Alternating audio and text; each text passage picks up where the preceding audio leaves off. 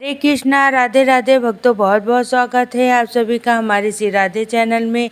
आज की वीडियो में मैं आपको योगिनी एकादशी की कथा सुनाऊंगी। एकादशी की व्रत कथा सुनने के लिए एक लोटे में जल ले लीजिए और अपने सीधे हाथ में सफ़ेद तिल और पुष्प लेकर व्रत कथा शुरू करते हैं। चलिए आइए।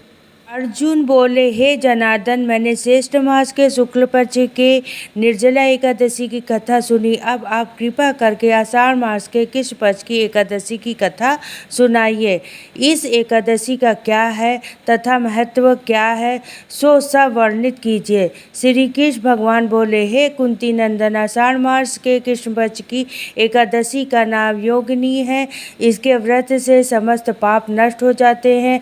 ये व्रत इस लोक में भोग तथा परलोक में मुक्ति देने वाला है। हे पार्थ, यह एकादशी तीनों लोक में प्रसिद्ध है। इसके व्रत से पाप नष्ट हो जाते हैं। आपसे पुराणों में कही कथा कहता हूँ, ध्यान पूर्वक सुनिए। अलकापुरी नाम की नगरी में कुबेर नाम का एक राजा रहता था। वह शिव भक्त था। उनकी पूजा करने के लिए एक हेममाली पुष्प लाया करता था। माली के विशाला अच्छे नाम की अत्यंत सुंदर स्त्री थी। एक दिन वह मानसरोवर से पुष्प ले आया, परंतु काम शस्त्र होने के कारण पुष्प को रखकर अपनी स्त्री के साथ रमण करने लगा और दोपहर तक न आया। जब राजा कुबेर को उसकी राह देखते देखते दोपहर हो गई तो उन्हें क्रोधपूर्वक अपने सेवकों को आज्ञा दी कि तुम लोग जाकर हेममाली का पता लगाओ कि वह अभी तक पुष्प क्यों नहीं लाया। जब सेवक ने उसका पता लगाया तो वह कुबेर के पास जाकर कहने लगा, हे राजन, वह माली अभी तक अपनी स्त्री के साथ रमण कर रहा है। सेवकों की इस बात को सुनकर कुबेर ने हेममाली को बुलाने की आज्ञा दी। डर से कांपते हुए हेममाली राजा कुबेर के सम्मुख उपस्थित हुआ। उसे देखकर राजा कुबेर को अत्यंत क्रोध आया और उसने होठ फड़फड़ाने लगा। उसने कहा, अरे पापी, महानीच कामी, तूने मेरे परम पूजनीय ईश्वरों के भी ईश्वर शिव जी का अनादर किया है। मैं तुझे श्राप देता हूँ कि तू स्त्री का वियोग भोगेगा और मृत्युलोक में जाकर कोढ़ी होगा।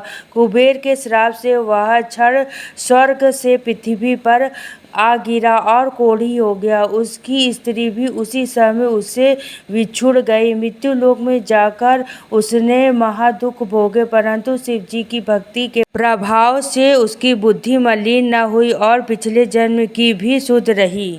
इसलिए वह अनेक दुखों को भोगता हुआ तथा अपने पूर्व जन्म के कुकर्मों का स्मरण करता हुआ हिमालय पर्वत की तरफ चल दिया।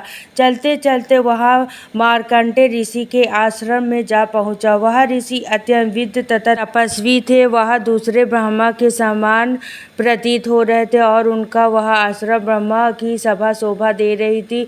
उनको देखकर वह हेममाली वहां गया और उनको प्रणाम करके उनके चरणों पर गिर पड़ा।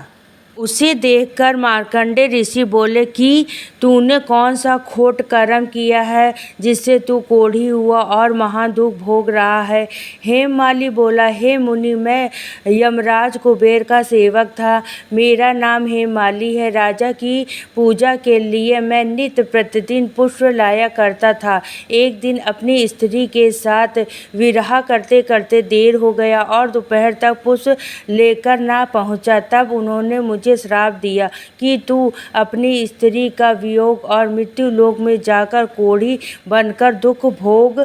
इस कारण मैं कोढ़ी हो गया हूँ तथा पृथ्वी पर आकर असहनीय कष्ट भोग रहा हूँ। अतः कृपा करके आप कोई ऐसा उपाय बताइए जिससे मेरी मुक्ति हो। इस पर मार्कंडेय ऋषि बोले, हे हेममाली, तूने मेरे सम्मुख सत्य वचन कहे हैं, इसलिए मैं तेरे उद्धार के लिए एक व्रत बताता हूँ। यदि तू आषाढ़ मास के कृष्ण पक्ष की योगिनी नामक एकादशी का विधि पूर्वक व्रत करने लगा, इसके प्रभाव से कुछ ही समय बाद वह फिर से अपने पुराने रूप में आ गया और अपनी स्त्री के साथ विवाह करने लगा। हे राजन, इस योगिनी की कथा का फल 88 शास्त्र ब्राह्मणों को भोजन कराने के बराबर है। इसके व्रत से समस्त पाप नष्ट हो जाते हैं और अंत में मोक्ष प्राप्त करके प्राणी स्वर्ग का भागीदार होता है।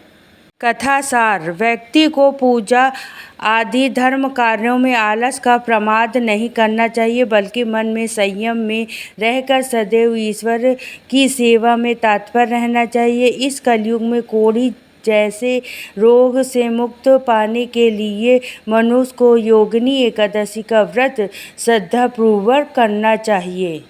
कथा का मैं यहीं पे विराम देती हूँ। हाथ में आपने जो पुष्प और तिल लिया है वो भगवान को अर्पित कर दीजिए और प्रेम पूर्वक आरती करिए भगवान जी की। तो वीडियो अगर पसंद आया हो तो लाइक और सब्सक्राइब करिएगा। योगिनी एकादशी की आप सभी को हार्दिक शुभकामनाएं। तो फिर मिलती हूँ नेक्स्ट वीडियो में। सभी भक्तों को राधे राधे, जय श्री कृष्णा, हरि बोल।